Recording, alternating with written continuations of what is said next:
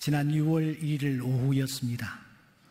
언론사와 SNS를 통해서 한 장면이 우리의 눈에 나타났을 때에 그때 온 국민은 가슴을 졸였습니다. 바로 이 한 장의 사진 때문이었습니다. 저 고층 아파트 높은 층에 멀리서 보니 어떤 사람이 하나 바깥에 매달려 있고, 바깥에 매달린 그 사람이 떨어지지 않도록 안간 힘을 다하여 붙잡고 있는 또 한 사람이 목격되었기 때문입니다. 좀 더 가까이 가서 보니까 아주 몸집이 큰 여자가 바깥에 저렇게 매달려 있습니다.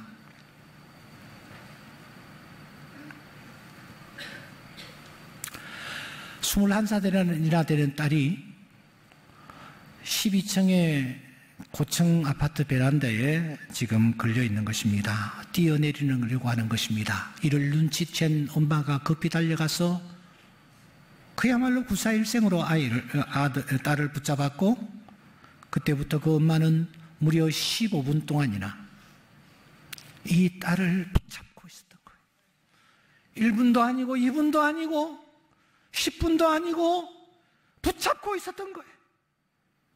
천만다행으로 15분쯤 지난 뒤에 119 구조대가 도착했고 딸은 생명을 건졌습니다.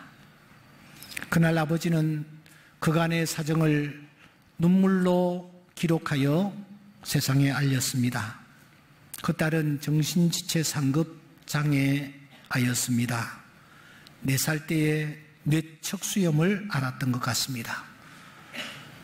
너무너무 귀한 딸인데 그 병으로 1개월 동안 의식이 없는 상태에서 투병을 하면서 이 아이가 그냥 뇌에 큰 손상이 일어나고 만 것입니다. 몸은 자랐지만 정신은 그래서 3살 내지 4살의 연령에서 머물러 버렸습니다. 그때부터 이 아이는 부모에게 큰 짐이 되었습니다. 온갖 천외한 행동들, 예상치 못한 행동들을 계속해서 저지르기 때문입니다.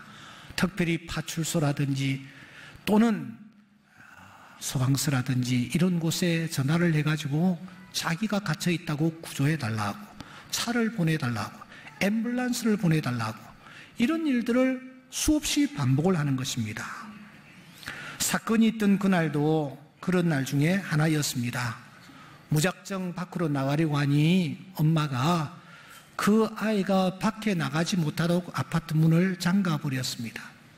그러니까 이 아이가 자해를 시도하다가 그것도 모자라서 그냥 아파트 바깥에 뛰어나 나 죽는다 하고서는 그냥 바깥 베란다에 지금 걸려버린 것입니다. 다행히도 딸의 이런 전력을 생각하여 전화번호를 메모해 두었던 지구대의 한 경찰관이 아버지에게 급히 전화를 했고, 아버지를 통해서 그 집 현관문의 비밀번호를 알고 급히 도착하여서 문을 따고 들어가 그 딸을 구조해 낸 것입니다. 아빠는 편지를 이렇게 마무리합니다. 장애를 가지고 있는 아이 둔 가정의 가장 큰 바람은 부모가 자식보다 더 오래 사는 것이다. 나는 딸에게 항상 미안한 아빠다. 그 딸을 붙잡고 생명을 걸고 딸을 건지려고 몸부림을 쳤던 엄마는 이렇게 말합니다. 이런 딸을 키워온 지난날의 하루하루는 그날 베란다에 버틴 15년보다 더 힘들었다. 나나 내 남편의 가장 큰 소원은 딸을 끝까지 돌볼 수 있도록 딸보다 오래 사는 것이다. 만일 우리가 세상을 떠나버리면 100% 도움을 필요로 하는 이 딸은 도대체 어떻게 살 수 있단 말인가? 저는 이 사건을 접하자마자 제가 살고 있는 아파트 베란다로 나갔습니다. 11층입니다. 거기서 저 아래를 내려다보니 정말 높은 곳이었어요. 저는 다시 문을 열고 아파트 옆에 있는 조그마한 아이들 놀이터에 갔습니다. 그리고서는 그 철봉에 내 이 두 손을 한번 매달아 보았습니다. 내가 얼마나 오래 견딜 수 있는가 했더니, 글쎄 여러분, 제가 1분도 저 견디지를 못하고 모래바닥에 나뒹굴어지는 것을 제가 확인할 수 있었습니다. 21살 딸입니다. 조금 전에 보셨다시피 이 딸은 정신연령이 낮기 때문에 몸 관리를 제대로 못하는 거예요. 그러니까 엄청나게 뚱뚱했을 거예요. 그러니까 엄마보다 더 체중이 더 나갔으리라고 생각합니다. 여러분, 그 딸을 붙잡고 놓지 않는 것입니다. 1분이 지났습니다. 5분이 지났습니다. 10분이 지났습니다. 그래도 놓지 않는 거예요. 버티는 거예요. 그 연약한 어머니가 왜 그랬을까요? 왜 그 딸을 놓지 않고 붙잡고 있었던가요? 그 딸의 몸이 지금 집 밖으로 나가 있었기 때문입니다. 지금까지 속을 그렇게 썩여왔습니다. 하지 말라는 일들을 그렇게 저질렀습니다. 그래서 때로는 너무 힘들어서 아이고 어떻게 됐으면 좋겠다 그런 생각을 했을 수도 있으리라고 생각합니다. 또 앞으로 이 딸이 어떤 행동을 할지, 얼마나 속을 썩일지 알 길이 없잖아요. 그런데 사랑하는 여러분, 내 딸인 거예요. 내가 낳은 내 자식인 거예요. 손을 놓을 수가 없었습니다. 요한복음 10장을 펼치는 사람이면 누구나 이 부모의 심정을 읽어야 합니다. 본문을 열면은 맨 먼저 문이 3번인 등장하고 있죠. 문을 통해서, 문으로 문을 열고, 그런데 그 문은 두 종류였습니다. 좁은 문과 넓은 문이었습니다. 좁은 문을 열고 들어가면 좁은 길이 펼쳐지고, 넓은 문을 열고 들어가면 넓은 길이 펼쳐진다. 그 좁은 문, 좁은 길의 끝자락에는 하지만 영생이 준비되어 있다. 넓은 문, 그리고 넓은 길이 펼쳐지는 그곳을 택한 사람은 많은 사람들과 어울리면서 희닥거리면서 그 길을 걸어간다. 하지만 그 길의 끝은 멸망이다. 주님께서 그렇게 말씀하고 계십니다. 오늘 여러분들은 어느 길을 선택하고 가십니까? 어느 길을 걸어가고 계십니까? 그리고 그 종착역에는 도대체 나를 위하여 무엇이 기다리고 있다라고 생각합니까? 이어서 주님은 목자 이야기를 합니다. 그런데 목자도 두 종류가 있답니다. 11절에 선한 목자, 12절에 싹군 목자입니다. 같은 목자이기에 겉으로 볼 때는 매 한 가지 분별이 잘 되지를 않습니다. 아니, 싹군 목자가 훨씬 더 그럴듯해 보입니다. 왜냐하면 나의 간지러운 부분을 잘 긁어주기 때문입니다. 내 기분을 잘 맞춰주기 때문입니다.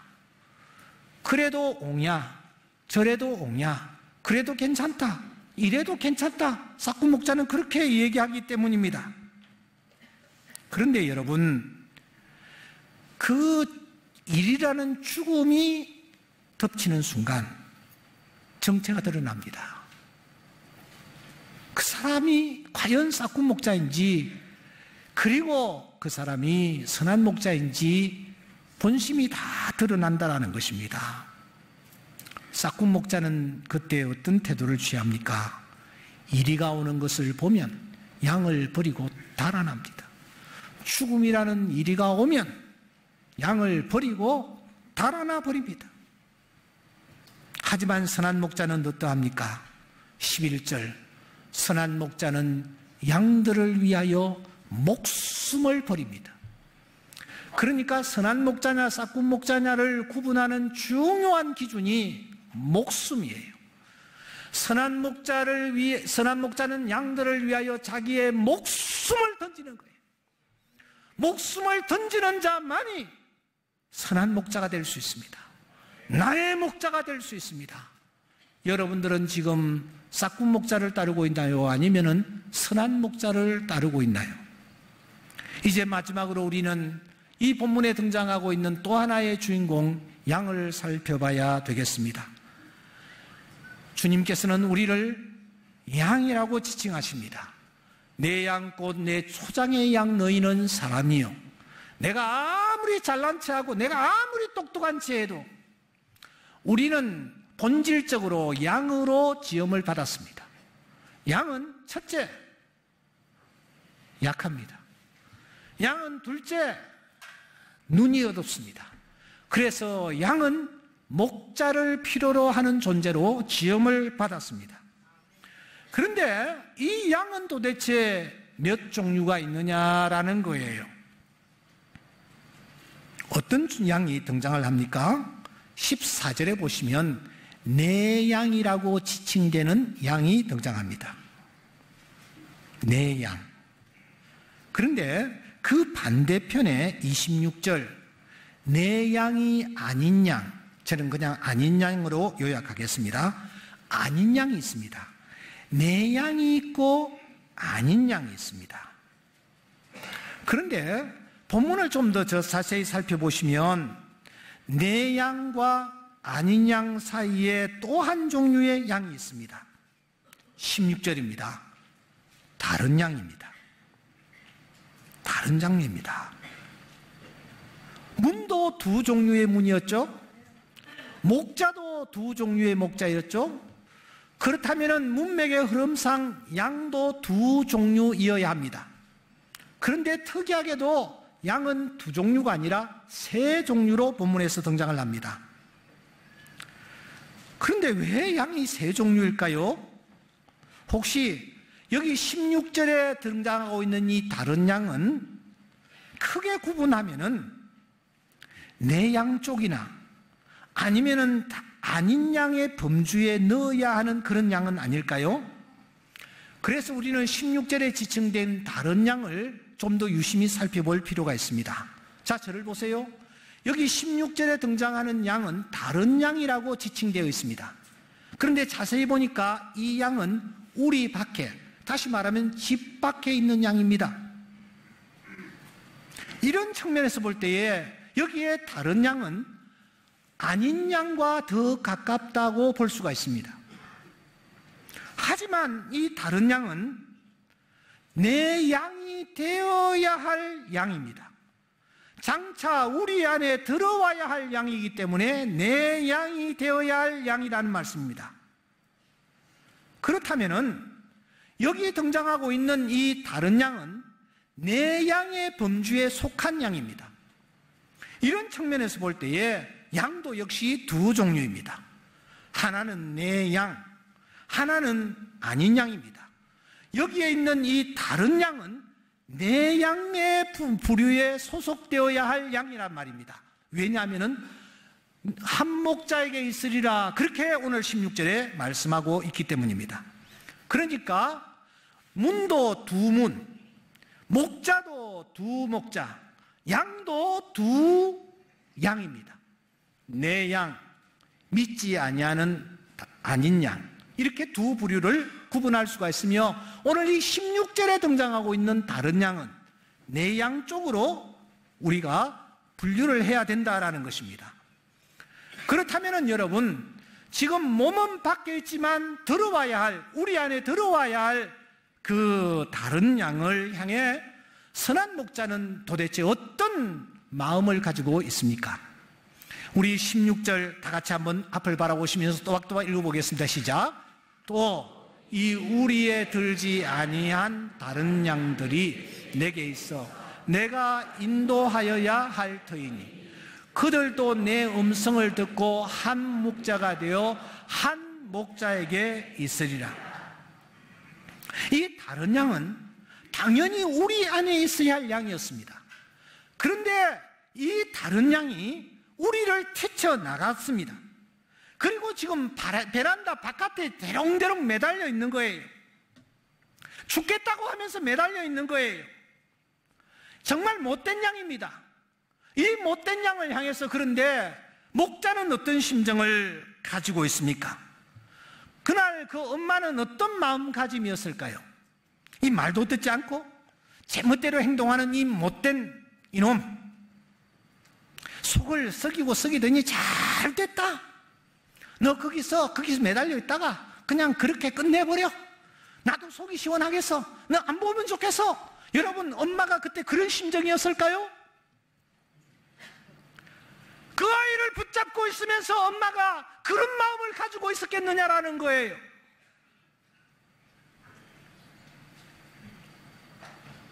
그 엄마의 심정이 어떠했을까요? 이 16절에 다른 양을 놓고 다시 본문을 보세요. 15절에 보면은 목숨을 버린다라는 말이 등장합니다. 17절에 보면은 목숨을 버린다라는 말씀이 나옵니다. 그러니까 이 다른 양을 놓고 목숨이라는 단어가 앞뒤를 싸고 있는 거예요. 그날 그 엄마는 15분 동안 자기의 목숨을 걸었습니다. 그 양을 건지기 위해서 말입니다. 에스겔서 3장에는 그래서 이런 말씀이 있는 것입니다. 너 그 사람을 향해서 다가가 죽으리라고 네가 경고하지 아니하면 그 사람은 그렇게 죽을 거야. 하지만 내가 핏값을 너에게서 찾겠다. 그렇게 말씀합니다. 이 말은 넌 간접살인자야. 그 말입니다. 그래서 바울은 이렇게 말하는 것입니다. 내가 복음을 전할지라도 내가 자랑할 것이 없다. 왜? 내가 부득불할 일임이라.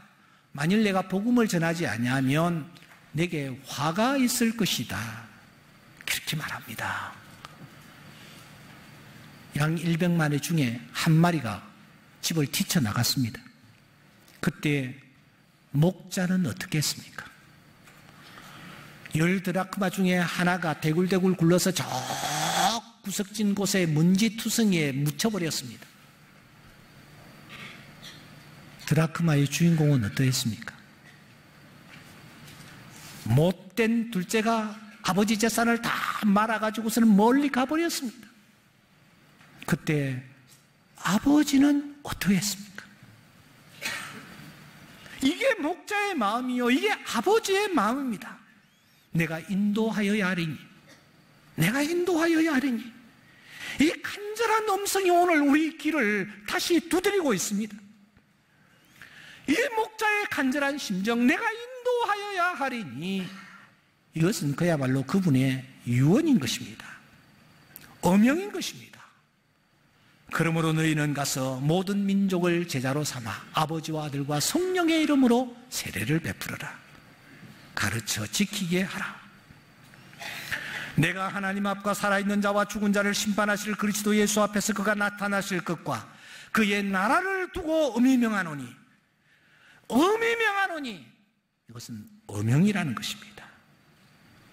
그런데 이 어명을 외면해버리고 주님의 마음을 우리가 밟아버린다면 그날의 주님은 우리에게 무엇이라고 말씀하실까요? 지난 금요 성취회에 왔던 김두식 목사는 이렇게 소리를 질렀습니다. 이 역적들아! 이 자기의 발에 발등을 도끼로 찍는 자들아!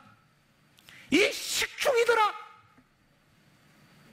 그런 말씀을 듣게 될 것이라고 말한 바 있습니다. 사랑하는 여러분, 우리 주님의 마음이 나에게 전달되어야 합니다.